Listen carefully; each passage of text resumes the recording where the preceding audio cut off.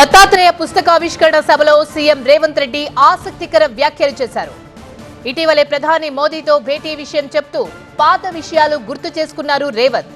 బీజేపీలో నా స్కూలింగ్, చంద్రబాబు దగ్గర కాలేజ్ చదివానని మోదీకి చెప్పా. ఇప్పుడు రాహుల్ గాంధీ దగ్గర ఉద్యోగం చేస్తున్నా అన్నారు సీఎం రేవంత్. వ్యక్తిగతంగా నాయకులందరితో నాకు సన్నిహిత సంబంధాలున్నాయన్నారు తెలంగాణ సీఎం రేవంత్ రెడ్డి.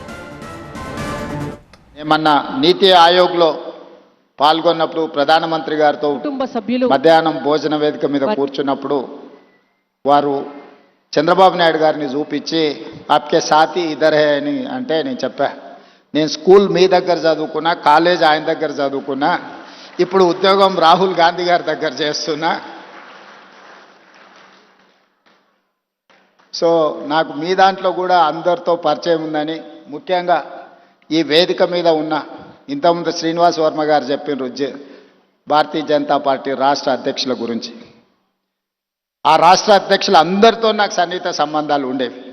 ఇప్పుడు సరే రాజకీయంగా భిన్న ప్రయాణం, కానీ వ్యక్తిగత సంబంధాలలో ఎప్పుడూ లోపం కానీ, ఎప్పుడూ ఆ సంబంధాల విషయంలో దాచిపెట్టాలన్న ఆలోచన కానీ చేయలేదు.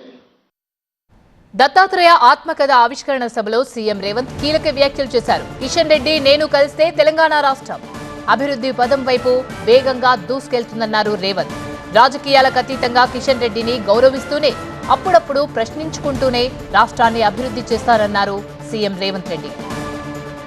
పెద్దలు కిషన్ రెడ్డి గారితో నాకున్న ప్రత్యేకమైన అనుబంధం ఈ వేదిక మీద నేను ఎక్కువ చెప్పాల్సిన అవసరం లేదు. వేదిక మీద ఉన్న వాళ్ళకి, ఇక్కడ ఉన్న వాళ్ళందరికీ తెలుసు. వారు నేను కలిస్తే తెలంగాణ రాష్ట్రం అభివృద్ధి పదం వైపు వేగంగా దూసుకెళ్తుంది.